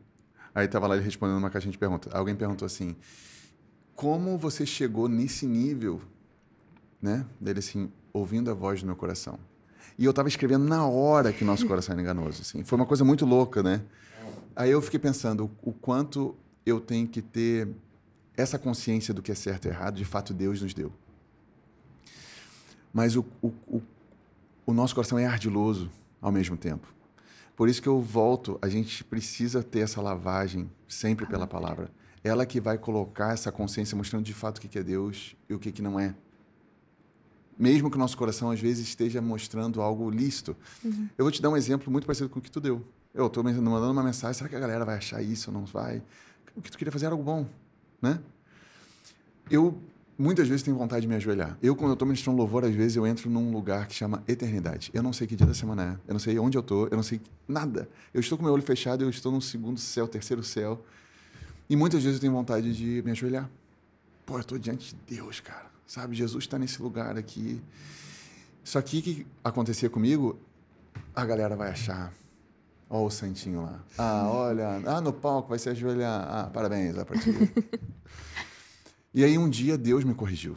Falou assim, então a tua imagem é mais importante do que eu? Se eu estou te conduzindo a se ajoelhar, a tua imagem, o que as pessoas vão pensar é mais importante? E aí agora eu não estou nem aí. Se eu tenho vontade, eu me ajoelho. Podem achar o que for, entende? Nesse sentido, eu creio que o coração, se o coração é bom, a Bíblia fala que se os olhos forem bons, todo o corpo vai ser luminoso. Então, se tu está fazendo com uma intenção para Deus, para agradar, faz, entende? Não interessa se alguém vai achar que tu está puxando sardinha pro teu ego ou não, sei lá. E o buscar ser mais parecido com Jesus já te diz o que é certo e o que é errado, né? E tá na Bíblia, né? Mas aí, como é que pensa uma pessoa do zero hoje, tá, Marcelo? Tá. Tu esquece tudo que tu sabe. Hoje tu vai começar a ler a Bíblia. Então. E aí, como é que tu entende que nunca na tua vida tu tinha visto aquilo ali? Tá. E aí tu chega e tem um monte de coisa ali que é muito complexo. Como é que a pessoa vai entender? Onde é que ela vai buscar? Eu não entendi isso aqui, eu não entendi esse versículo. Quem é que pode me ajudar com isso aqui? Onde é que eu busco, sendo que eu não tenho muitos contatos? Vamos criar uma situação que é muito real, tá? De muitas pessoas. Tá. Pra onde é que essa pessoa vai? O que ela faz? Beleza. Tu tá lendo o livro do Rick Warren. Não seria legal o momento que tu não entendeu, tu perguntar para ele se ele estivesse do teu lado? Seria incrível. A Bíblia é o único livro que a gente consegue ler sempre com o autor junto. Ai, Marcelo. Mas é. A gente é complexo, mas eu tenho o autor em mim. Senhor, me revela. Eu oro isso, cara. Quando eu vou ler, Senhor, me revela. Não quero perder nada. E às vezes eu tô lendo assim, sabe quando parece que o texto sai do texto? Fica enorme. Assim, cara, eu já li Atos a vida inteira. Eu nunca vi isso. Quem é que saltou o texto? O Espírito Santo. O John me disse isso no nosso processo de conversão, o John Gottfriedson. E eu disse, como é que eu começo a ler? Ele me disse, lê João primeiro ler João. João é maravilhoso para começar. E sempre ora antes pedindo revelação, pedindo para ele falar contigo. Exato. Eu comecei a fazer isso. E aí, curiosamente, o que aconteceu conosco, eu tenho ouvido relatos de outras pessoas que estão acontecendo com eles agora. Que é o que eu lembro que a gente dizia, cara, mas ele tem um grupo de WhatsApp do pessoal da igreja que estão nos cercando. Eles têm um grupo ali que eles estão combinando as coisas. Porque parecia que assim, durante aquele nosso processo de, sei lá, 2, 3 meses, 4, tudo acontecia ao redor daquilo e assim, vocês não vão, vocês estão aqui, vocês estão mais perto, não tinha como fugir. A gente estava já, era isso. Não tinha outra escapatória. Sim, com as pessoas que a gente conhece que estão nesse mesmo processo que nós estávamos há 2 anos, elas falam a mesma coisa. João é doido, todo mundo fala pra mim sobre isso, todo mundo agora não para de surgir coisa. Aonde eu vou tem cristão, tem gente que vai pra igreja, como assim? Eu não fazia ideia disso antes e agora só brota gente da igreja. E só falam disso comigo, todo lugar que eu vou falam disso, vem puxar assunto comigo sobre isso, mas não sabem que eu tô nesse processo. Eu disse, o que isso quer dizer, será? Que com a gente foi a mesma coisa. E hoje eu consigo compreender, consigo ver isso acontecendo. Mas então, o que vocês fazem Tem algo muito legal, que eu não sei se a galera sabe disso, mas vocês abrem muito a casa de vocês, volta e meia a gente está tomando café junto, e a gente provoca esses assuntos, porque vocês estão com 2 anos. A Sara tá com quantos anos? 3. 3. Então é tipo a Sara na fé, entendeu? Então tu tem que ensinar. Então o que eu queria dizer para alguém que está lendo a palavra, além de pedir para o autor inspirar e ensinar, a vida que Deus tem é uma vida comunitária, é uma vida em família, não é isolado. Ele fez o isolado, o solitário, habitar em família, é o que a Bíblia diz. Então a gente precisa ler dúvidas. Anota todas as dúvidas e tira com irmãos que conhecem mais a palavra. Por exemplo, eu tenho um amigo que eu já citei, Felipe Merker, muito próximo de mim. Ele conhece muito mais a Bíblia do que eu. Conhece o grego, conhece o original. Um cara estudioso. Deus deu um dom para ele. Tu acha que eu vou abrir mão disso? Toda hora eu tô assim, ó, Felipe, isso aqui, cara. Ele estava no estúdio comigo há 2 dias atrás. Eu perguntei um negócio, né? Os diáconos não podem ser... Tem que ser marido de uma só mulher, mas... E eu não sou diácono, eu só quero ser marido de uma mulher só, né? Ele explicou o contexto da época, por que Paulo escreveu aquela orientação. Então, a gente vai ter dúvidas. A gente tem que andar perto dos irmãos. Por isso que nós precisamos estar juntos. Não só para entender a Bíblia, mas muitas vezes a gente está caminhando para um lugar que o teu irmão na fé vê que tu está indo para um lugar que não devia. Ele falou assim, irmão, tu está perdido aí, cara, vem para cá e tal. Isso me salvou. Às vezes, um curso distante... Lá na frente, cara, é um oceano de distância, né? Mas lá no início, se tu já consegue arrumar a rota, então a gente precisa andar juntos justamente por isso. A gente vai conversando, vai abrindo. E eu acho legal que vocês fazem isso, vocês abrem o coração. Esse deveria ser o normal. Outra coisa, a Bíblia fala que nós devemos confessar nossos pecados. Em Tiago fala, confessar os pecados uns aos outros para que sejam curados, não para ser perdoado. A gente é perdoado quando a gente confessa para Deus. Ele perdoa pecados. Só que tem pessoas que são viciadas em pecados. Escraviza a pessoa. Jesus estabeleceu que é por meio da igreja que nós somos livres. Então imagina, o cara não abre para ninguém, fica naquela, vive uma vida que não é em abundância. Não é uma vida livre. Por isso que muitos acham que a vida na igreja é uma vida triste. Não pode isso, não pode isso, não pode isso. É o contrário, eu posso todas as coisas. Mas por amor, algumas... Eu sou tão livre que eu escolho não viciar nelas, né? Então a vida da igreja, a igreja é uma família. A igreja, tu não tá falando de um prédio, né? Não. Vamos lá, mas é bom elaborar, porque para mim isso foi um... Esse é um bom assunto.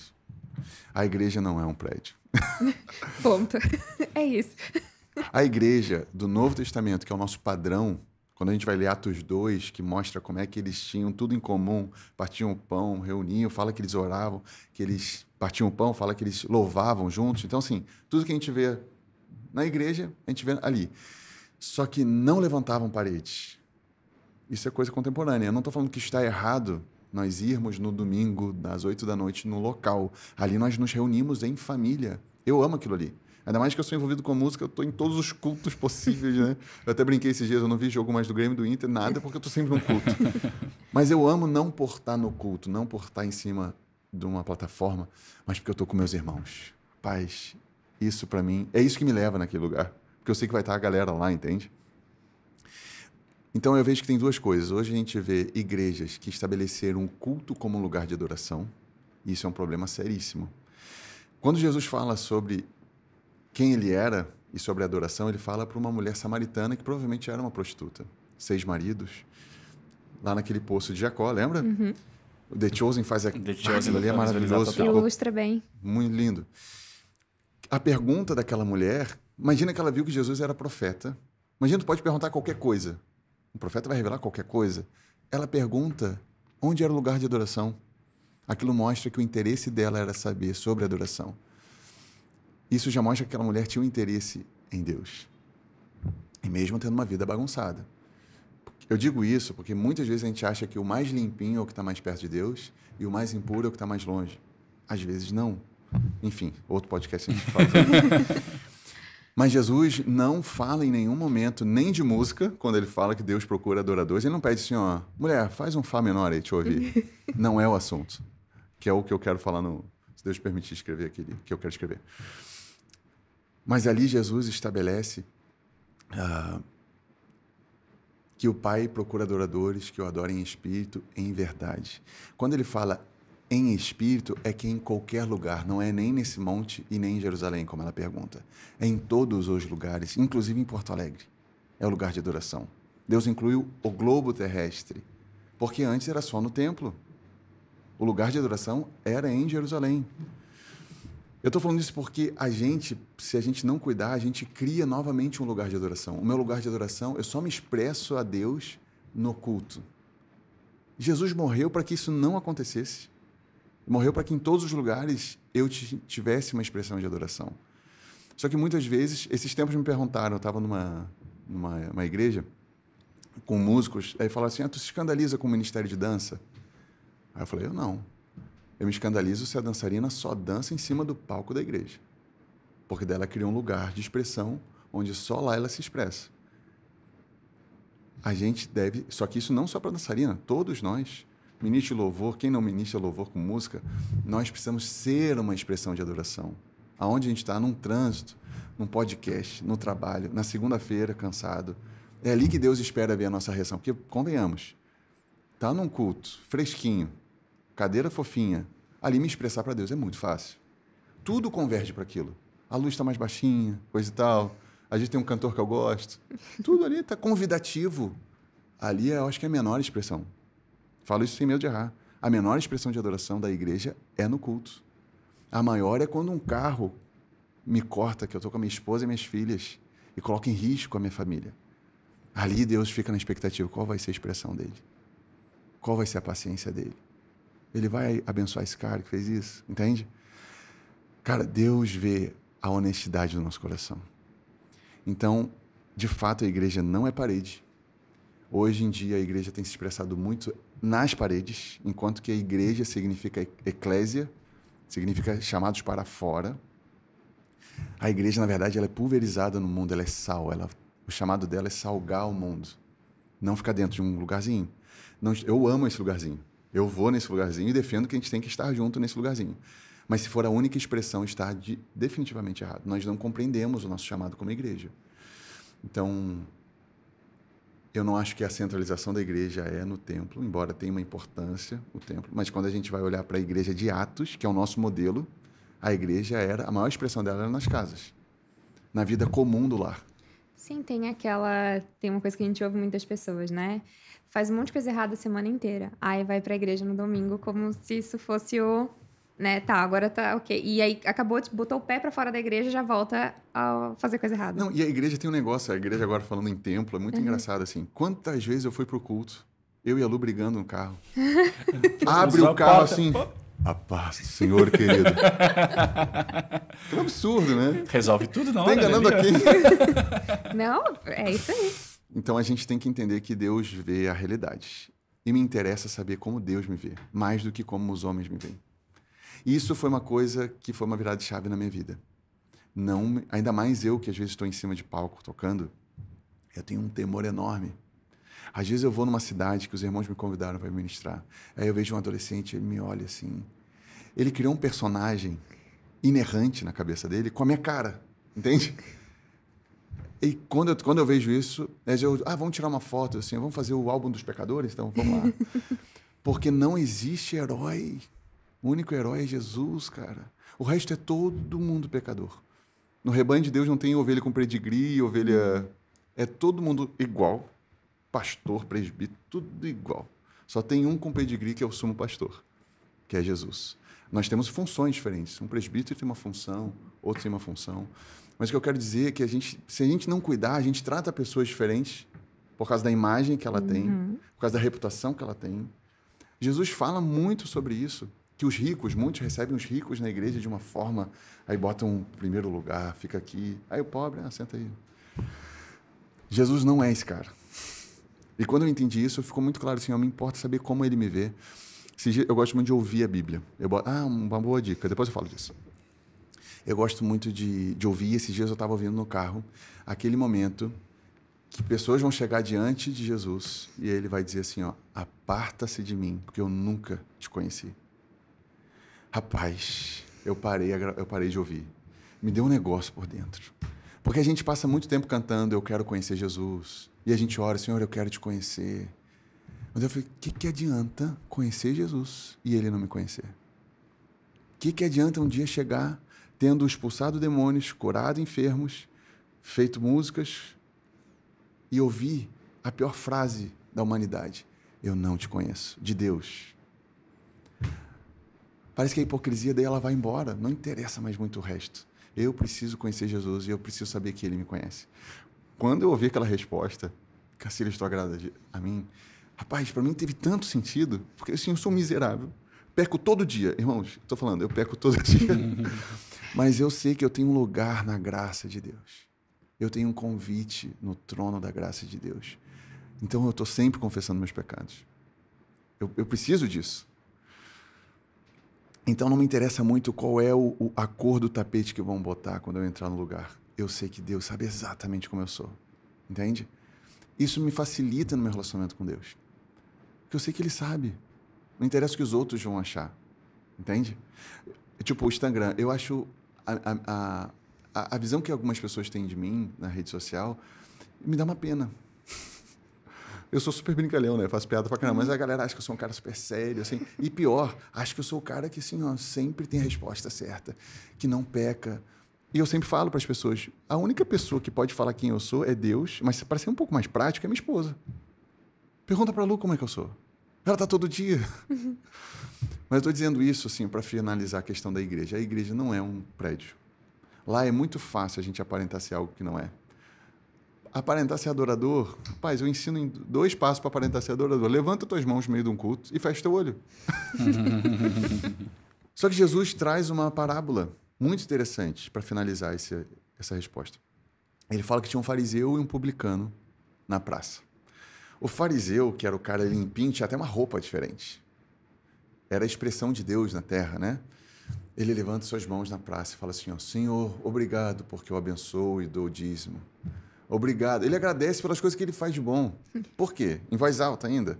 Para a galera ver que ele é um cara que faz as coisas. Em contrapartida, tinha um publicano que era uma pessoa odiada pelo povo. Imposto. Era um peso. Ele bate no peito. Ele não tem nem coragem de olhar para o céu e fala assim, ó, tem misericórdia de mim, que eu sou pecador. Quem voltou justificado, Jesus disse que é o publicano, que reconheceu quem Deus era. Então, esse negócio de levantar a mão não me garante nada. O que voltou justificado não foi o que levantou a mão. Eu sou aquele ministro de louvor que eu não mando a igreja fazer nada. Não mando levantar a mão, não mando olhar para o irmão, não mando fechar o olho. Porque, meu irmão, você pode fazer isso, mas não sobe com uma alma agradável a Deus se não for espontâneo. Se não for a partir do que eu estou vendo, que eu estou contemplando de Cristo. Então, a vida com Deus, ela precisa ser genuína, porque Deus vê o coração.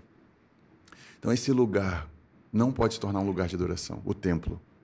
A vida de comunhão da igreja num lugar fechado, ela é preciosa. A gente recebe doutrina, nós louvamos a Deus junto. Só que se ela for a nossa expressão exclusiva naquele lugar, nós fazemos o que aquela samaritana perguntou para Jesus. Qual é o lugar de adoração? Não adianta dar o endereço do teu templo. Jesus fala que agora é em espírito e em verdade.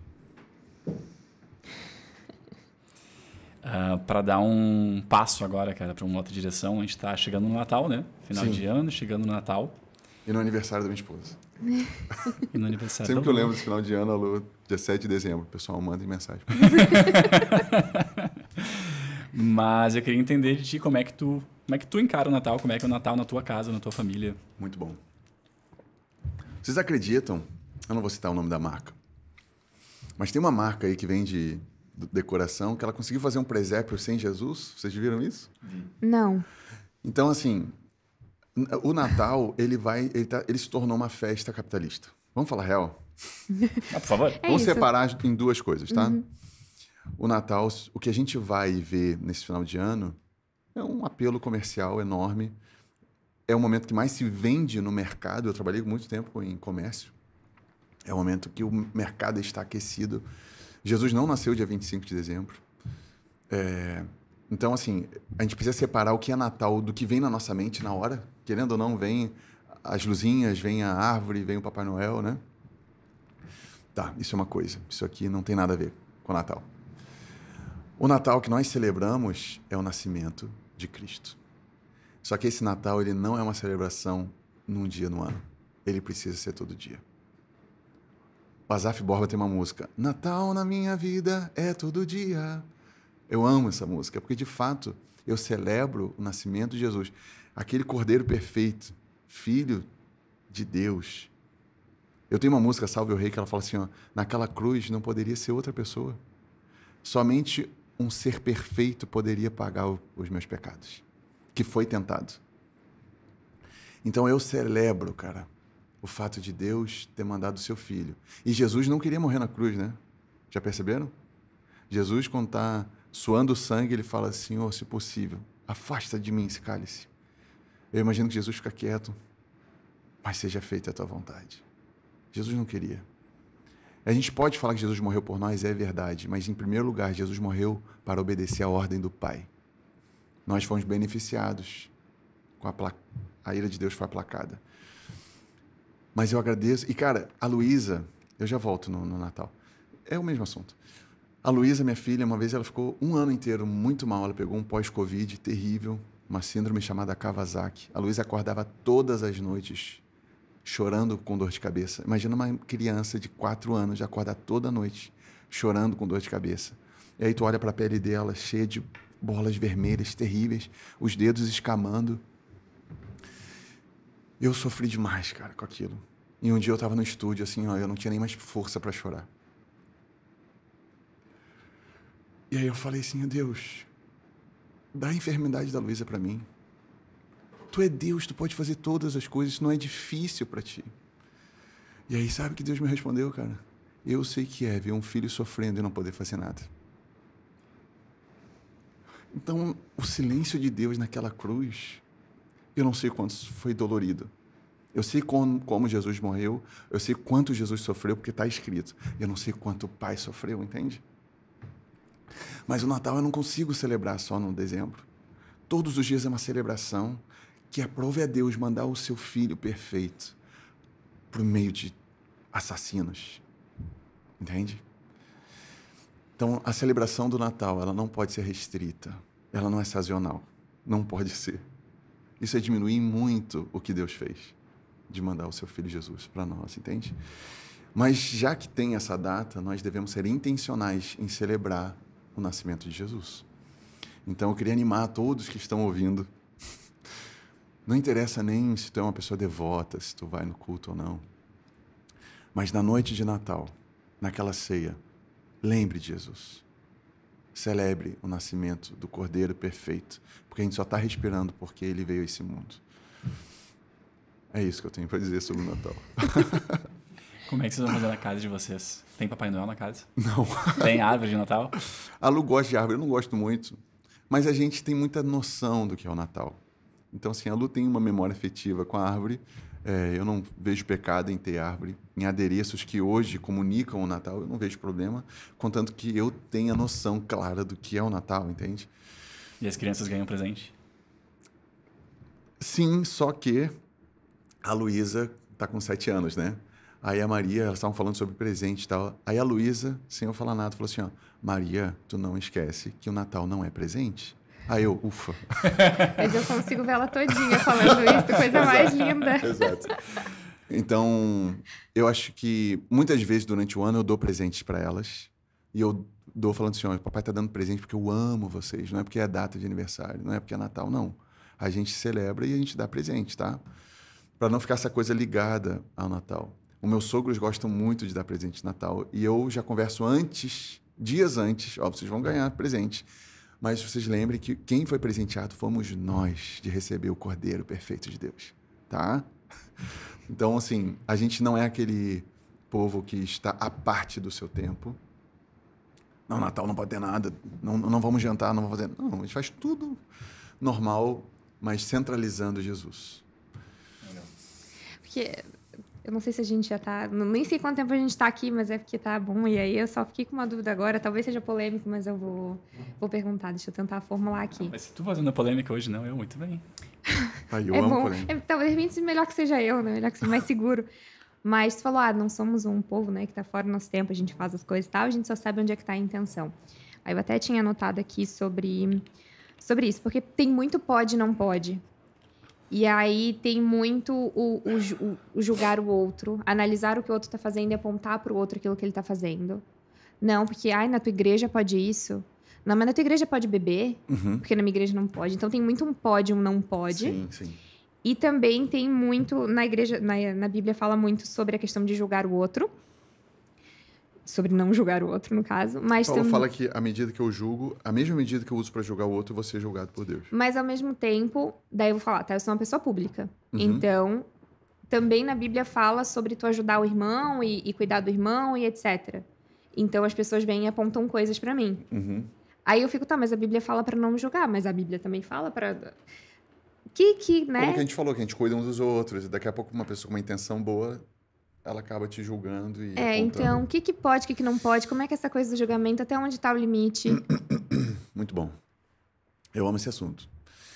A gente está no meio, nessas multiformes facetas da igreja, como a gente falou antes, a gente vai encontrar igrejas liberais, onde pode tudo, daí tu vai, depois do culto, vai no barzinho, bebe, faz qualquer coisa. E eu não estou botando nenhum juízo aqui, tá? E tem igrejas que não pode nada, nem jogar futebol. Não pode nada. O que a Bíblia fala sobre a nossa liberdade? Que a nossa liberdade, ela vai revelar a nossa maturidade. Então eu quero liberdade. Eu não quero enganar as minhas filhas, por exemplo, com um monte de regra. A não ser que eu veja maturidade. Por exemplo, a minha filha, quando nasceu, ela tinha uma regra muito clara. No fogão tu não chega. Aqui não é lugar para ti. Porque ela não tinha maturidade para entender quando se usa fogo, como se usa. Vai ser muito estranho a minha filha com 18 anos não poder chegar perto do seu fogão de casa porque o pai mandou ela não chegar. À medida que eu vou amadurecendo, eu tenho mais liberdade. Eu entendo o que eu posso e o que eu não posso. A gente tem na igreja hoje o assunto da música secular, por exemplo. Cristão não pode ouvir música secular. Música secular é aquelas que não falam de Deus. Música gospel é as que falam de Deus. Será que Deus estabeleceu essa regra? Será que eu não tenho maturidade para saber o que edifica e o que não edifica? A regra sempre vai nivelar todo mundo para baixo. Pega todo mundo, maduros e imaturos, todos debaixo da mesma regra. Paulo fala que tudo é lícito. É o contrário. Eu tenho liberdade para todas as coisas, mas eu sei que nem todas me convêm. Então, assim, eu não gosto de regra nenhuma. Eu, Marcelo, todos que estão perto de mim sabem disso. Eu não gosto de regra de música, de bebida, de comida, do que pode assistir, o que não pode. Porque se eu der uma regra para alguém que está me ouvindo e me admira e quer fazer as coisas que eu estou falando, essa pessoa pode fazer tudo que eu estou mandando e ter o coração distante de Deus. Ela não está agradando a Deus com aquilo. Esse foi o grande ponto de Jesus com relação à lei. Ele fala para os fariseus, vocês botam peso enorme sobre os outros, sobre leis e tradições que vocês mesmos não cumprem, porque eles achavam que a lei agradava a Deus. Se a lei agradasse a Deus, não teria nova aliança. Continuaria não podendo comer carne de porco. Se acha uma prostituta, a prostituta apedreja. Jesus veio com 2 mandamentos. Amar a Deus acima de todas as coisas e amar o meu próximo, como a mim mesmo. Essas são as únicas leis que tem. A partir dessas 2, eu sei o que eu posso ouvir e o que eu não posso. O que eu posso assistir, o que eu posso beber. Entende? Agora, não é uma regra coletiva. Estou abrindo o meu coração da minha visão. Não quero desrespeitar a igreja nenhuma. Mas, biblicamente, eu não encontro uma regra onde alguém estabelece onde todos os membros têm que viver.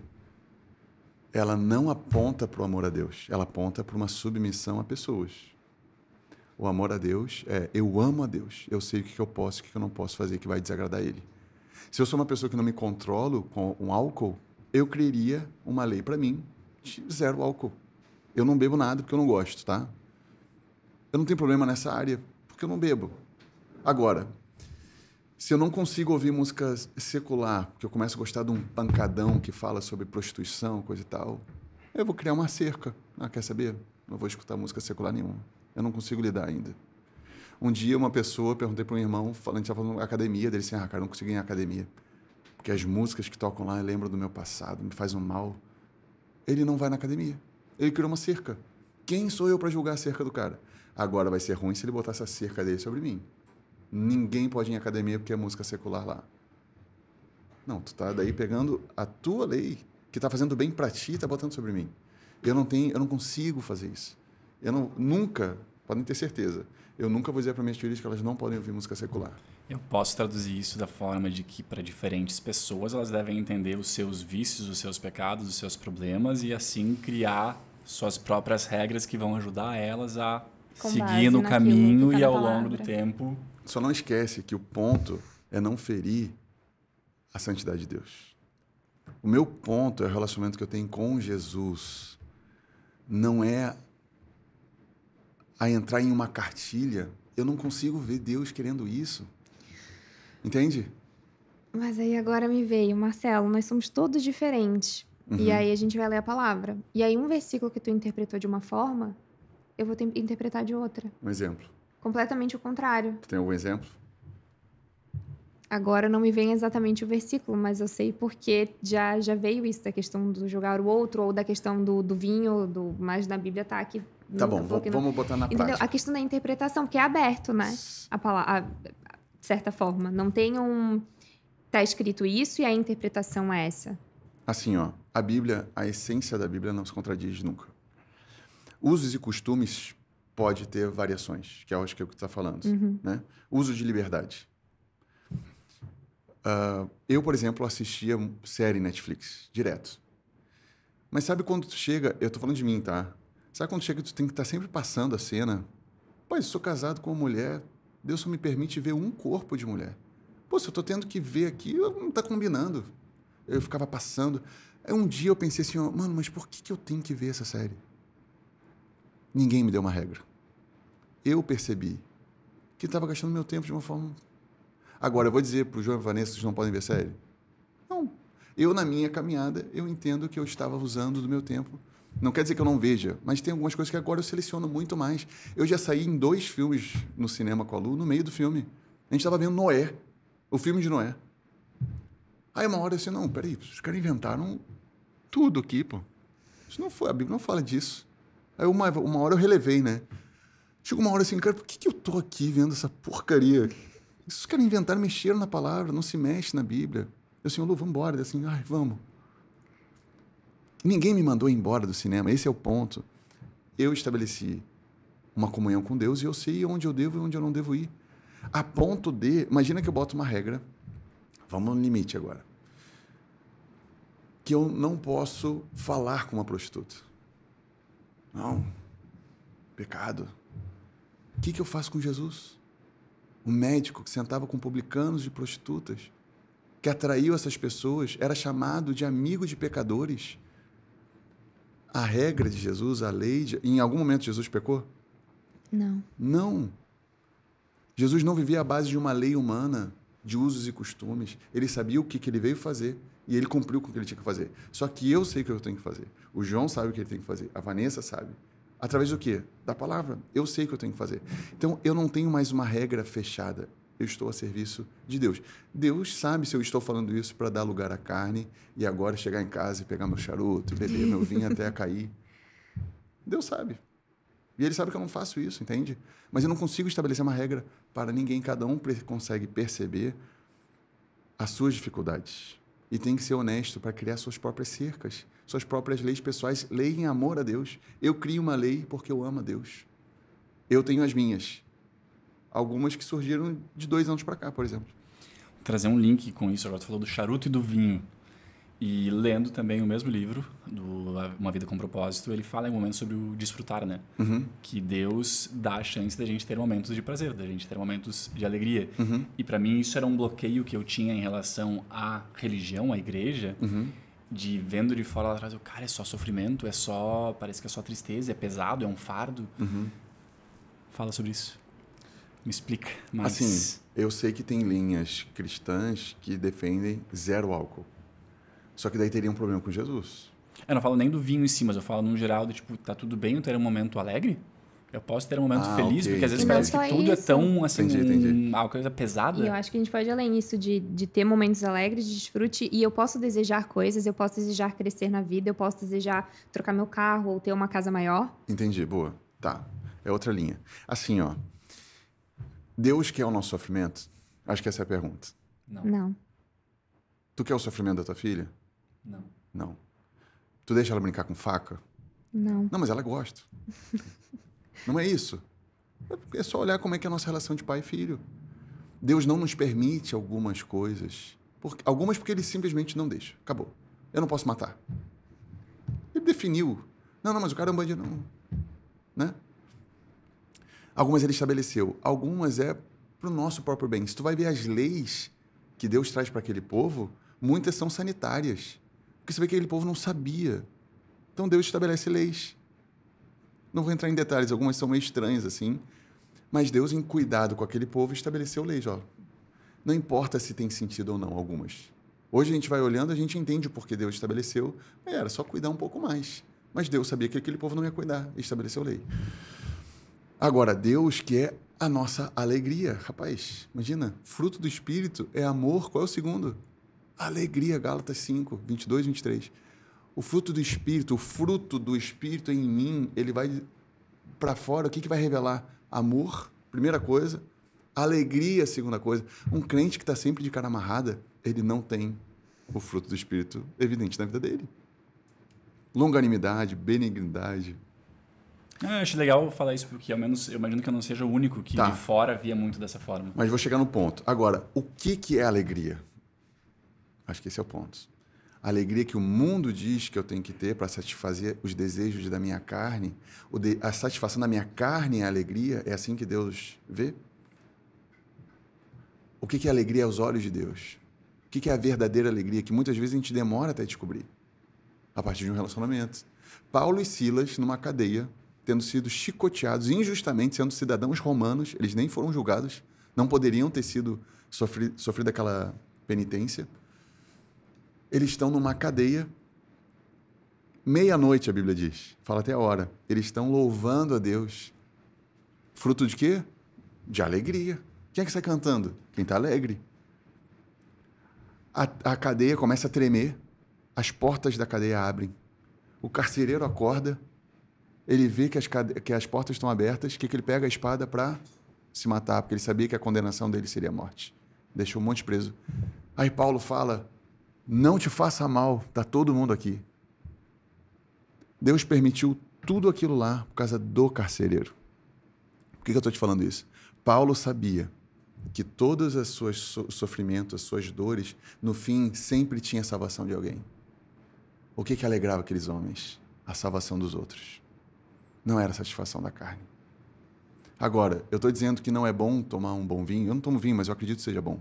Tomar um café sem açúcar, um bom café, comer uma coisa boa, ver um bom filme. Cara, eu amo cinema, eu sou artista, cara. Eu amo cinema, eu gosto do diretor tal. Quando sai do diretor, eu quero ver, entende? Só que o que define, ao meu ver, humildemente, o meu uso de liberdade é o que edifica. Me edificou. Uma roda que a gente vai conversar, não vai cantar um louvor, não vai fazer uma oração, mas a gente riu pra caramba. Ah, me edificou, meu irmão. Jesus era chamado de amigo de pecadores. Tu acha que Jesus ficava num cantinho assim? Ele dava risada, cara. Amigo, entende? Então, eu entendo que tudo que edifica, Deus gosta. Inclusive, músicas seculares, eu amo o som instrumental, por exemplo. Eu não sei se o cara é convertido ou não, mas está me edificando aquilo. Eu não estou venerando o autor, entende? E tem músicas cristãs terríveis. Tem uma música cristã que fala assim, ó, restitui, eu quero de volta o que é meu. O que é teu? Bem-vindo ao inferno, então, né? É a única coisa que é tua. Então tem músicas cristãs que são totalmente humanistas, que não glorificam a Jesus, não glorificam a Deus. Essa música não me edifica, mesmo estando na playlist do Spotify gospel, não interessa. Então, o meu crivo de liberdade, uso de liberdade, é o que edifica. Por exemplo, muito açúcar para ficar obeso e tal, é gostoso, mas chega um momento que eu tenho que entender, cara, isso aqui não está me edificando, isso aqui não está fazendo bem para o meu corpo. Olha eu falando isso para vocês, né? Eu vou dar um testemunho, que vocês, de fato, vivem o que vocês falam. Vocês têm autoridade. E sempre me anima para ir na academia. Só que eu estou chegando num momento que eu estou entendendo que eu já estou pecando com relação ao meu corpo. Eu preciso tirar isso do papel. Tu entende que não é uma regra que me salva, é o amor que eu tenho, a honra que eu tenho a Deus. Tem um americano chamado Jonathan Edwards, que é considerado um dos maiores filósofos e cristãos dos Estados Unidos até hoje. Ele tinha 72 resoluções da vida dele. Ele estabeleceu um monte de regra para ele. Uma delas é maravilhosa. Nunca considerarei o pecado de ninguém maior do que o meu. Bah. Um homem que ouvia muito pecado, um reverendo, um pastor. Então ele tem coisas assim, ó, maravilhosas. Mas são regras que tu vai ver. Uma regra dele era: tudo que eu for comer e beber precisa glorificar a Deus. Uau! É um homem que vivia para a glória de Deus. Tu acha que esse cara não era alegre? Tu acha que esse cara não ia ficar triste? Eu não vou poder comer. Cara, ele se alegrava. Vocês são um exemplo disso. Para vocês é muito ruim não ir no McDonald's? Não, vocês veem um benefício. Isso é alegria. Então, o mundo olha assim, ó, pá, o cara não pode ter várias mulheres. Coitado, careta. Esse cara não dorme em paz, entende? Eu durmo em paz. Então, isso é alegria. Então, para mim, duas coisas. Quem define o que é alegria? Crescer na carreira? Pô, lícito. Deus é tão bondoso e tão misericordioso que ele nos distribui dons. Alguns têm dom...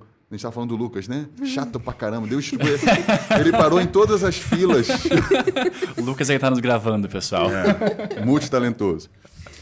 Deus é tão amoroso que, através dos dons que ele nos dá, a gente conquista dinheiro para morar num lugar legal, para ter uma vida saudável, enfim. Agora, qual é o propósito pelo qual eu quero crescer? Eu acho que esse é o ponto. Se for para tentar ter uma vida legal aqui, tu não quer sair daqui, meu irmão. Qual a expectativa do salvo? É sair desse lugar, mano. E eu tô aqui por um motivo. Paulo fala assim, para mim seria muito melhor morrer. Paulo foi até o terceiro céu. Ele viu as coisas que tinham lá. Por isso que Deus botou um espinho na carne dele. Mas ele sabia que era... Mas ele falou assim, ó, é melhor que eu fique por causa de vocês precisam de mim.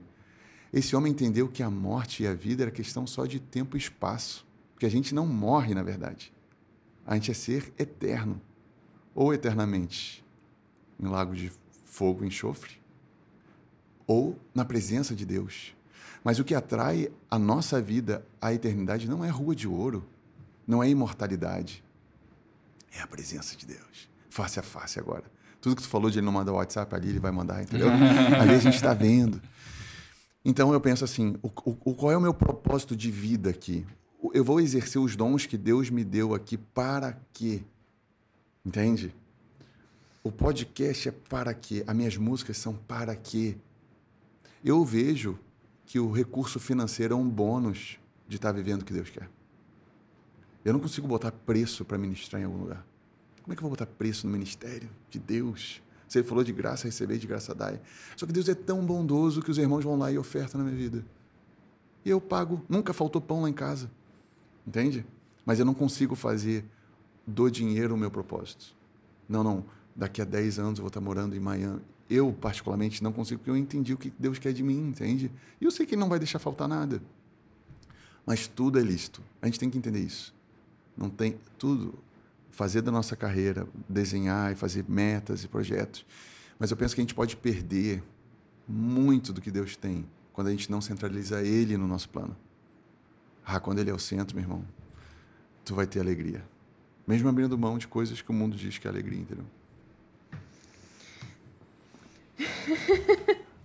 Eu consigo... Tu estava refletindo que na minha vida eu consigo notar muito a questão de quando eu coloquei o centro no lugar certo, eu tenho paz. E a gente comentou sobre isso recentemente, né, dando o exemplo agora da alimentação do McDonald's que tu falou. Que uma vez era um fardo para mim não ir do McDonald's. É muito gostoso, eu quero.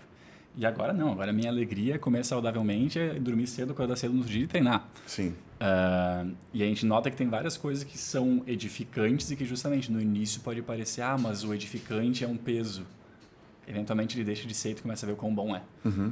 Então a gente também tem muitas coisas, seja nos filmes que a gente assiste, nas músicas que a gente escuta, que por opção, como tu falou, cara, não quero ver isso. Isso. Não quero ver. É isso. E aí não significa que... É o que tu falou, né? São regras que a gente cria pra gente e não significa que essas regras são pra todo mundo. Exato. E pode ser que agora tem coisas que eu faça, ou que eu ouça, ou que eu assista, que hoje tá ok. Mas daqui uma semana, amanhã, pode ser que aquilo me incomode. Exato. O nome disso é um processo de santificação que a Bíblia diz, que é dia após dia. Não é normal eu olhar para mim há 10 anos atrás e ver eu fazendo as mesmas coisas. a gente evolui, a gente conhece mais essa pessoa que a gente quer agradar e a gente quer fazer mais o que vai agradar ela, né? Então, isso tem que ser um fardo leve, entende? Porque o que eu vejo são irmãos que se convertem e ficam com um fardo muito pesado. Legalista. Não pode isso, não pode isso. Às vezes o cara nem entende o porquê. Eu sei que algumas coisas salvam a pessoa. Assim como o fogão numa criança, entende? Só que não... A lei, ela sempre foi uma sombra da liberdade que teríamos em Cristo um dia. A lei nunca foi o objeto central de Deus. Então, à medida que a gente vai amadurecendo, naturalmente a gente se priva não porque alguém mandou. Agora faz sentido. Eu mesmo. Entende? Guiando agora pro final, cara. Falando de Natal. Uhum. E tem a virada de ano chegando, né? Uhum.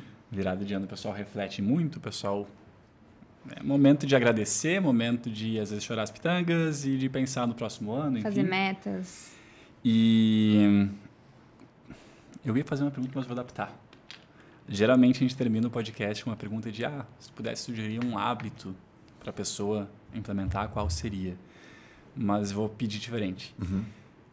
Final de ano, se pudesse sugerir para as pessoas uma oração, uma forma de encarar o ano que passou e o ano que vem, o que seria? O próximo ano pode ser o último ano da tua vida. O próximo dia pode ser o último ano, o último dia. Eu vejo que quando a gente cria meta, é legal se organizar. Só que, ao meu ver, a gente pode estar transferindo para um lugar que não existe algo que a gente já deve viver hoje, entende? O futuro não existe. Então, essa expectativa da virada de ano é uma coisa muito psicológica, né? Porque, cara, de dezembro para janeiro não dá nada, né? Então, eu penso, meu irmão, que as metas precisam estar alinhadas com a realidade. Vocês são doutores nesse assunto. Mas se eu crio uma expectativa... Eu vou dar o meu exemplo. Vou terminar confessando o pecado.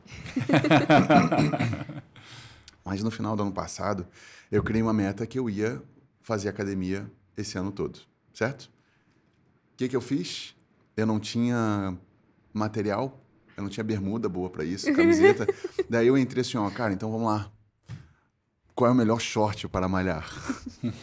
Aí depois qual era a melhor camiseta, qual é o melhor tênis e tal. Quando eu vi, já tinha passado 2 semanas, eu pesquisando, porque eu amo pesquisar coisas para comprar. Procrastinação ativa. Exato. Aí eu percebi assim, mano, eu tô me enganando. Aí eu pensei que seja de calça jeans amanhã eu vou na academia.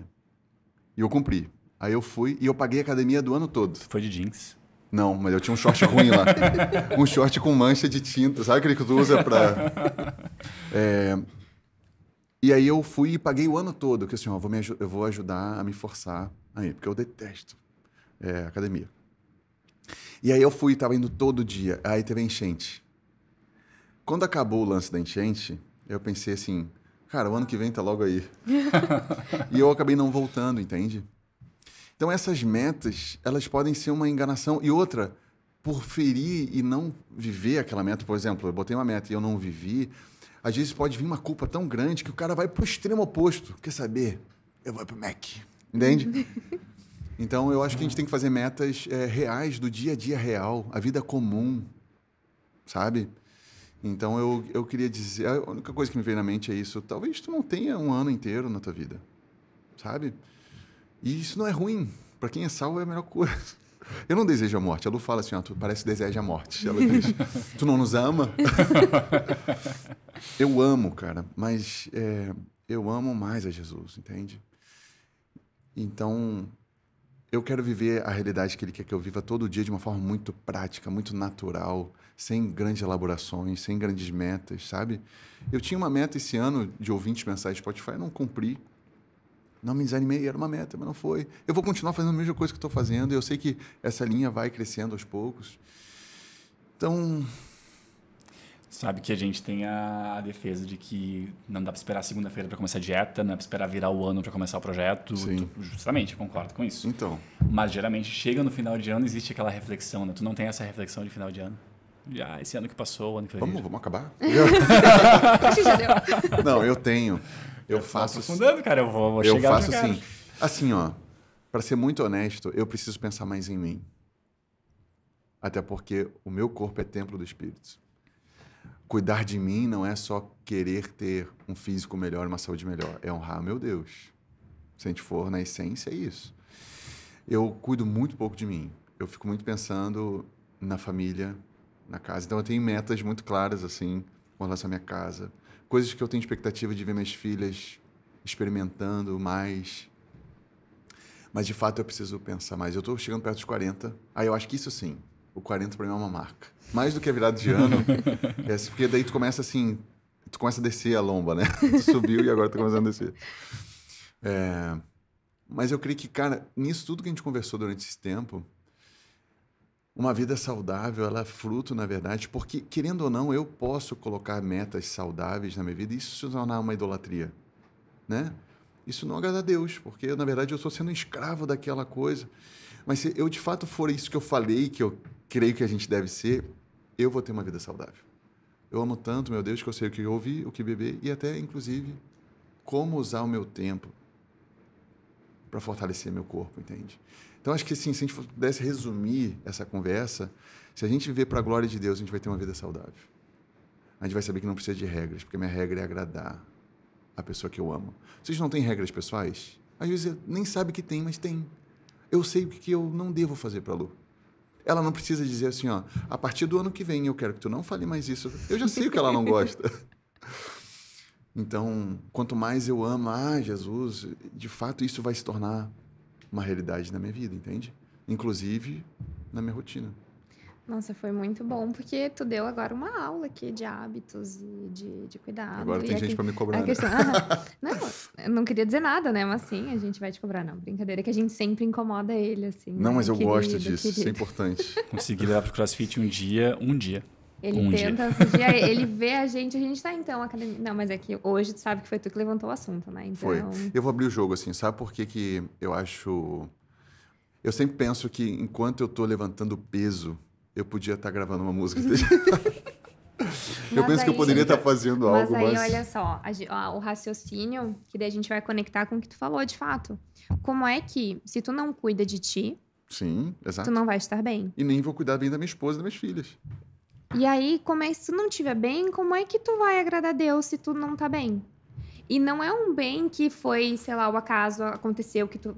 É um bem, na realidade, é um mal que tu mesmo tá te causando. Exato. Então, esse é o pensamento, né? De, será que eu tô agradando a Deus agindo dessa forma aqui, sendo que eu tô me causando mal a mim mesma, conscientemente, escolhendo isso. A minha cabeça há muitos anos foi, pô, se Deus me deu a vida, eu tenho que cuidar dela. É isso. É meu dever Eu tô cuidar aqui, dela. né, e tentar fazer o melhor, e tem uma frase que eu uso muito, que é cuidar de mim para cuidar dos meus. É isso aí. Então, né, a gente tem que levar isso em consideração. Vamos fazer um compromisso. Não, tô brincando contigo. Ano que vem a meta. Mas que tu falou também, né? Dezembro virou 31 pro dia 1º de janeiro. Nossa, não, continua exatamente a mesma coisa. Tem uma frase do missionário... Puxa, esqueci o nome dele agora. Mas que ele falou que Deus deu uma mensagem e um cavalo para ele. Que o transporte deles era cavalo, né? E ele matou o cavalo. Ele era uma pessoa muito gorda, morreu muito cedo. E ele percebeu no final da sua vida que ele matou justamente o corpo dele, que Deus deu para ele ter uma vida longa, para que a mensagem fosse propagada com o tempo. Então a gente precisa cuidar do cavalo, de fato. É isso então, né? Pro episódio de hoje. Eu ia até comentar sobre, de repente, a gente consegue te ouvir mais em algum lugar, assim, Marcelo, mas a gente... Eu não tô acostumado com o Marcelo sério. Eu conheci o Marcelo sério e depois eu descobri o Marcelo de verdade, que é uma grande pessoa. Tanto engraçado. Faz um pouquinho de piada. Um dia tu podia compartilhar teus filtros de Snapchat no Instagram, né? Então, eu precisava malhar até descobrir que tem um filtro no Snapchat que eu fico forte, entendeu?